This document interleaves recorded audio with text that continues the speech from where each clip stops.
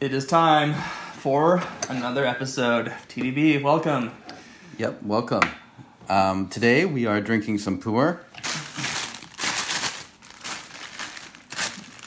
a Finnish cake of raw Pu'erh.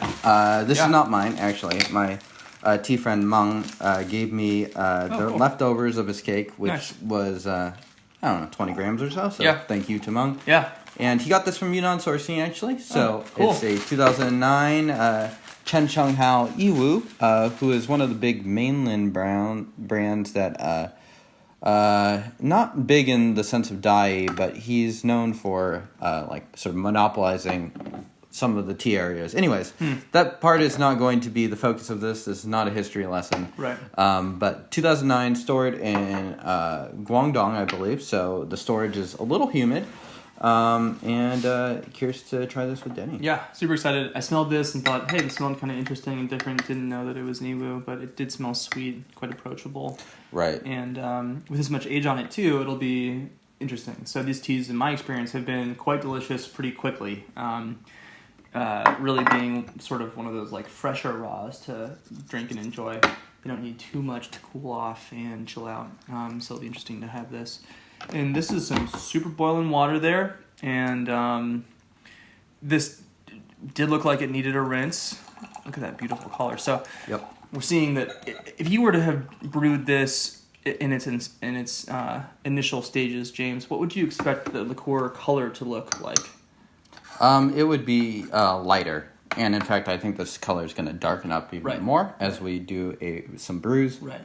So more of a yellow, and that's another way you can kind of tell. Sometimes it's yellow, sometimes it's even more sort of clear, transparent. It actually has quite a bit of more of a nice sweetness too. Yeah, little dankness to the aroma. Not totally dry storage, that's for sure. Yeah, excited to have this. Give it a shot. Today's one of those days, man, where it's Seattle's 75% of the year, it's like perfect tea weather. Yeah. Today is no exception. It's a little gloomy outside. I remember great memories of just like the raindrops going down and reading books. It was like so much of my childhood. And back then, I would saunter downstairs and make an enormous cup of Earl Grey tea with milk and sugar. So sorry. And read books out in the rain. And so now as a mature adult, I still get to do something kind of like that. So excited to have this on the dealer today. Yeah. Smells awesome. And It smells sort of like rotting fruits a little bit, like woody rotting fruits, I'd say. Yeah, I mean, exactly. It does have, fermented fruit. Right. What? I'm getting a raisin, a little bit of a raisiny smell from that. But this is not the rinse. But some of those raisin flavors can be associated with kind of oolongs. So I'm interested in trying this in this context. Right. Yeah. All right, here we go.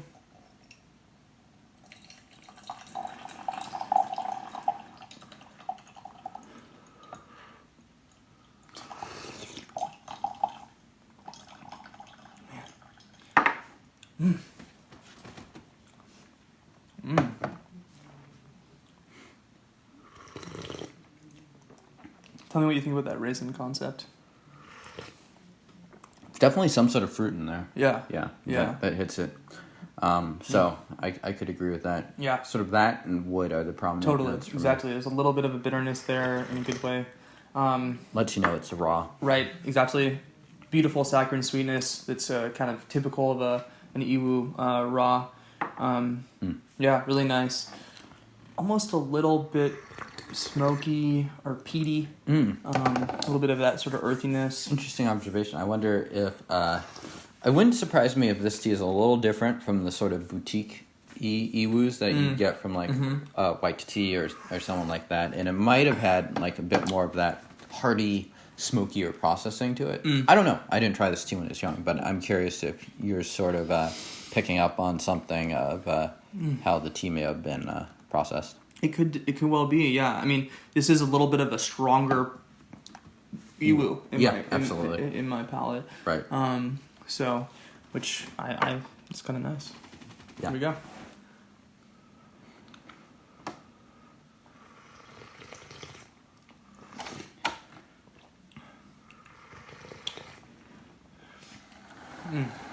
Really classic raw flavor, potent, surprisingly sweet aftertaste, residual notes going on, which is really pleasant, really approachable in that way. Although I think this tea might be a bit abrasive for someone who's just getting into Pu'erh. Yeah. I like to recommend young Yiwus to shake up the category a little bit for folks. Right. But and this might shake up that subcategory of Yiwus in the sense that you can see that not Yiwu, all Yiwus are created the same. Right, yeah. This has a uniqueness to it, definitely. Right. It still does leave sort of a nice aftertaste, a little bit of astringency, and a little bit of drying for me. We are brewing the very end of the cake, so there's a bit more dust than I would normally use, right? Or at least smaller fragrance of leaves. You know, it's an interesting and almost perplexing thing to be tasting something that can be so bitter and sweet at the same time. It's not something we're normally that we normally approach with foods, and yet there's a wonderful complexity as a result from that. Really quite nice. I don't think that I'm tasting anything particularly dank, so I think that even though I certainly benefited from a rinse, but could you smell any dankness in the dry leaf or the wet leaf? Yeah, it doesn't smell quite as sweet as it tastes. Put it that way. It does, and actually the leaves are decent sized leaves. And I think this tea has been stateside for over a year at this point, so it may have been more dank when it sort of shipped to the U.S. Right. Yeah. So you said this is from Guangdong? Yeah, Guangdong. It was stored, and now it's in Scott storage. Okay. Okay. Cool. So. Yeah. Yeah. Let's keep on going. Cheers. Cheers.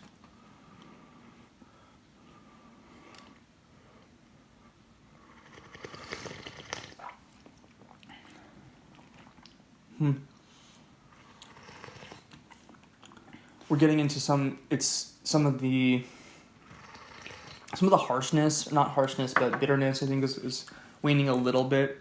It's getting a little bit lighter as a result. Right. But the saccharine sweetness is more forefront now. Right. How would you place this as far as like the very controversial? We're gonna stir up some controversial mom test goes. I don't think so. The bitterness of this tea and the almost vegetal sourness that can be associated with this a little bit, I think is a little bit challenging. I'm enjoying that in conjunction with that sort of raisin sweet fruitiness and saccharine vibe. I think it would be. So if you've never had a loose leaf tea brewed in a Gaiwan, for example, this is probably not the first tea you'd want to pick to go there. But I agree with that. Yeah, I think this is probably a little bit more made for someone who's already even had an Yiwu tea and is like, I'm interested in more teas in this category. Right. This will definitely expand that category quite a bit. Still very much an Yiwu tea though, but I'd say not challenging, but just a little bit more particular. Right, and I think Denny said that very well. I don't think this is a friendly first Yiwu tea or anything like that, but it's a good one to sort of expand your range of what teas can be. Not all Yiwu tea is going to be that really soft floral stuff that people have become very accustomed to. We'll do just one last one here. This to me has a bit more of the old school processing. The storage also adds an interesting component that might make it somewhat different than a more dry stored Yiwu or a younger Yiwu. Yeah. So a good one to sort of not the best first Yiwu, but maybe a Exactly. good fifth or sixth Yiwu to try. Totally. Yeah.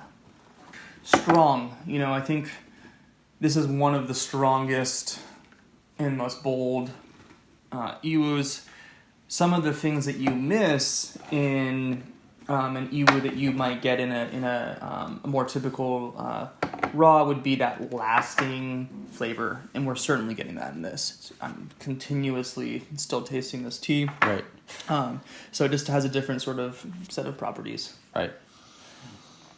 And I think that bittersweet thing that Denny was describing, I think that kind of well describes like the appeal for a pu'erh that's like not fully aged, I think, in a lot of ways. It's like raw pu'erh should be in a lot of ways strong and pungent and a little bitter potentially. Right. But it should also reward with sort of a sweeter aftertaste. So yeah, absolutely. And this is doing that in spades. Right. Here we go. Cheers.